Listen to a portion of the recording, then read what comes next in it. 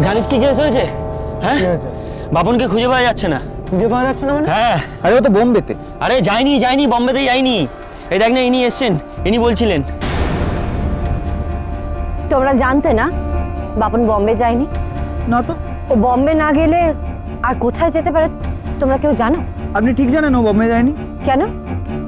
তোমার কি এর মধ্যে ওর সাথে কোনো কথা হয়েছে বাপন বম্বে গেছে বলে? না, তা হয়নি, কিন্তু ও এতদিনের জন্য যাবে আমাদের বলে যাবে না তা হয় না। হ্যাঁ, বম্বে যাবে তো বলেছিল। কবে থেকে টাকা জমিয়ে টিকিট কাটলো। 3 দিন আগে ওর বম্বে টিকিট ছিল, তার মানে ওর পরশুদিন পৌঁছে যাওয়ার কথা। তো তার মধ্যে তোমরা ওর খোঁজ নাওনি কেন? কেউ ফোন করোনি কেন তোমরা ওকে? ও তো বলেছিল ওখানে গিয়ে নতুন সিম নিয়ে ফোন করবে। এখানকার সিম দিয়ে ফোন করলে তো টাকা উঠবে অনেক। তা বাপন যখন ফোন করলো না, তোমরা কেন কেউ ওকে ফোন করলে না? ম্যাডাম, আসলে আমরা ভেবেছিলাম ওর তো ওখানে গুছিয়ে নিতে কতদিন সময় লাগবে। নতুন শহর, কোথায় থাকবে, কি করবে, তারপর না নিজেই একদিন ফোন করবে। আপনি পুলিশ থেকে এসেছেন না? হুম।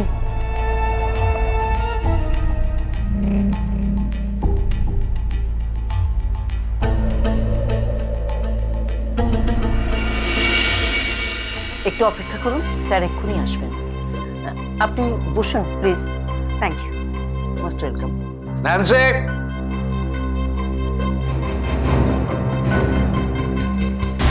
আপনারা আবার কেন?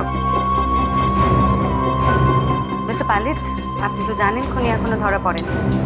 এখনই যতক্ষণে ধরা পড়ছে আমাদের তো আসতেই হবে।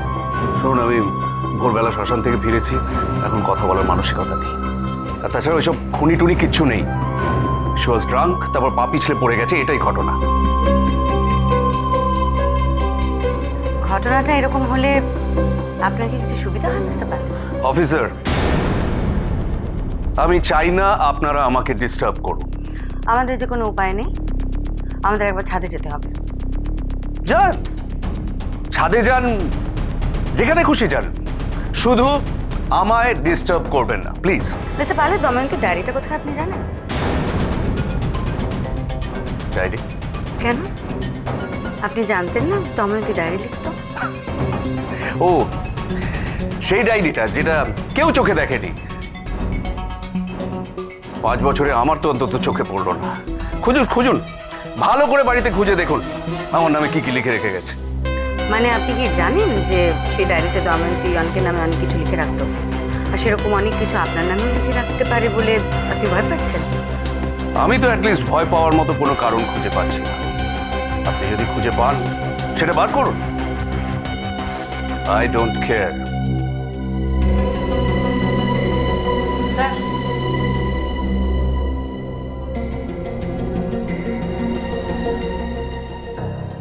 আচ্ছা, তোমরা রতন পালের মেয়েকে চেনো? তবে রতন পাল না হেভি গব্বর টাইপের লোক। হ্যাঁ, ও তো গুন্ডা বসে। হ্যাঁ, গুন্ডা? হ্যাঁ, ওর বাবার তো নাকি মাছের আড়ত, বাজারে নাকি মাছ চালান করে। লোকে বলে ওই বটিতে কাতলা মাছ যেমন ঘ্যাচ ঘ্যাচ করে কাটে, ওর বাবাও নাকি লোকের মুন্ডু ঘ্যাচ ঘ্যাচ করে কাটে। রতন বাপনকে পছন্দ করে, তাই কি? সে কথা আর বলবেন না, বাপনের তো তাই নিয়ে অনেক দুঃখ। বাপনকে তো পছন্দই করে না, আর প্রীতিকেও দেখা করতে দেয় না ওর সাথে। আর এই তো পুজোর সময় আমরা প্রীতিকে নিয়ে লুকিয়ে বেরিয়েছিলাম, ওর বাপ জানতে পেরে। আর মাত্র কয়েকটা দিন, তারপর দেখে নিস কলকাতা থেকে সোজা মুম্বাই। একটু স্ট্রাগল করতে হবে, এই তো ব্যাপার। আরে তুই পারবি রে, তোর মধ্যে ট্যালেন্ট আছে। একদম। আরে তুই যা বলেছিস ভাই, বাপন তো পাড়া হিরো রে, আমাদের হিরো হবেই। সে তো হবই, একদিন দেখে নিস গুরুদেবের সিনেমার পোস্টার পাশে আমার সিনেমার পোস্টার।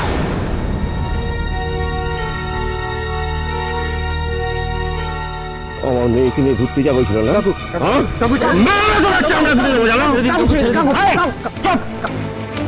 বহুতবার বেরিয়েছিস না? বহুতবার বেরিয়েছিস, হ্যাঁ হ্যাঁ, বহুতবার বেরিয়েছিস না? চুপ, একদম চুপ। এরপর যদি কোনোদিন দেখি তুই আমার মেয়ের চারপাশে ঘুরছো, এমন মার মারবো না তোমার লাশ কেউ খুঁজে পাবে না। দেখবেন না, ছেড়ে দিন। তোমার লাশটাকেই হাফিজ করে। তুমি আমায় চেনো না, আমি রতন পাল, বুঝেছো?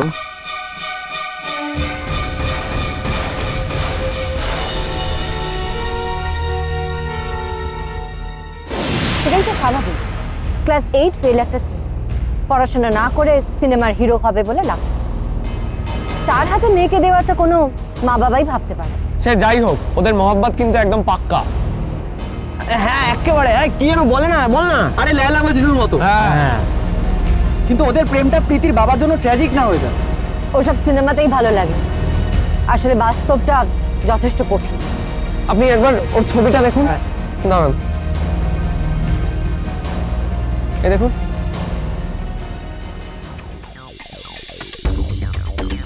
এটাই পুজোর দিনের ছবি, ওই রতন পালকে টুপি পরিয়ে ওরা বেরিয়েছিল। বুঝলাম, কিন্তু প্রীতিকে পাবো কোথায়? ওর বাড়িতে গেলে তো ওর বাবা দেখা করতে দেবে না। আপনি এক কাজ করুন, ওর স্কুলে চলে যান, ধলেশ্বরী হাই সেকেন্ডারি স্কুল, দুটো ছুটি হয়ে যাবে। ছবিটা আমি নিলাম।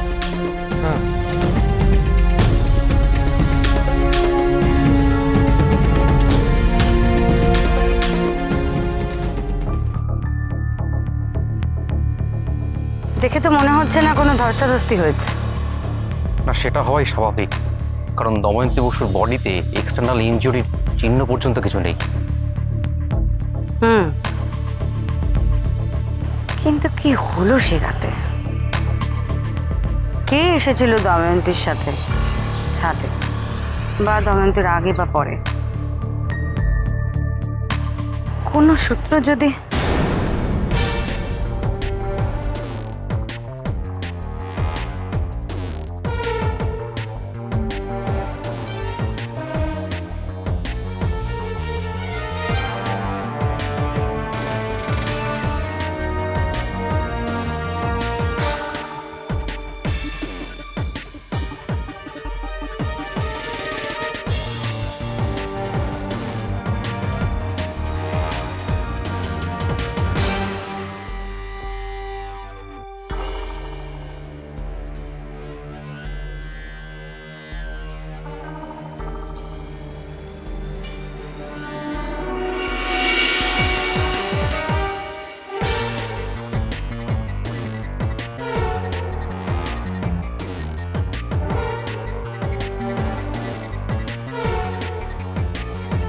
নখ,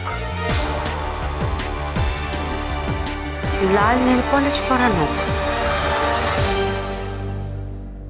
একটা লম্বা নখের ডগার মতো। ঠিক কোনো বড় নখ থেকে ডগাটা যদি ভেঙে উপড়ে গিয়ে থাকে সেই রকম। এটা আর আলাদা করে কি হেল্প করবে ম্যাডাম? হয়তো দময়ন্তীর হাতেরই নখ। নিজের চেহারার কোনো ক্ষতি হোক উনি সেটা করেন না, নিজের শরীরের কোনো আঁচড়ও উনি লাগতে দেন না, যে কারণে উনি নখ পর্যন্ত বড় রাখেন না।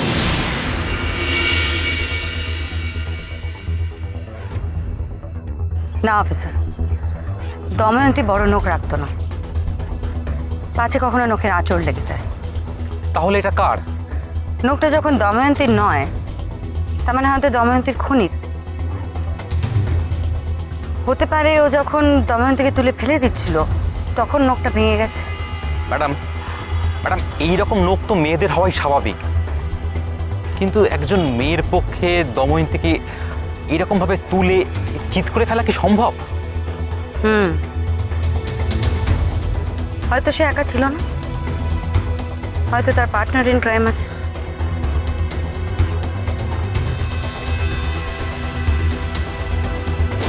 আপনি আমাকে আপনাদের ব্যক্তিগত কথা কেন বলছেন? আসলে sorry, I am really sorry. আপনার কথা লাগেনি তো? আমি একজনকে চিনি অফিসার, যার সঙ্গে দময়ন্তী কানেকশন আছে, তারও বড় বড় নখ।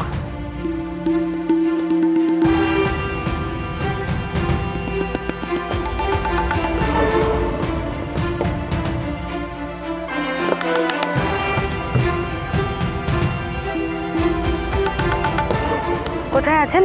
কথা আছে। ওকে, আমি আসছি।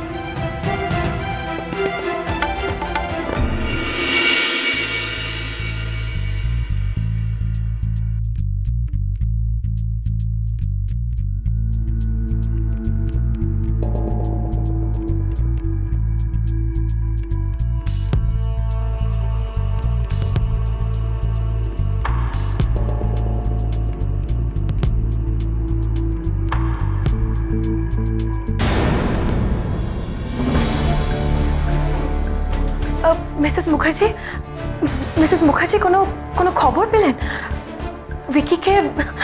ভিকিকে পুলিশ ছাড়বে না?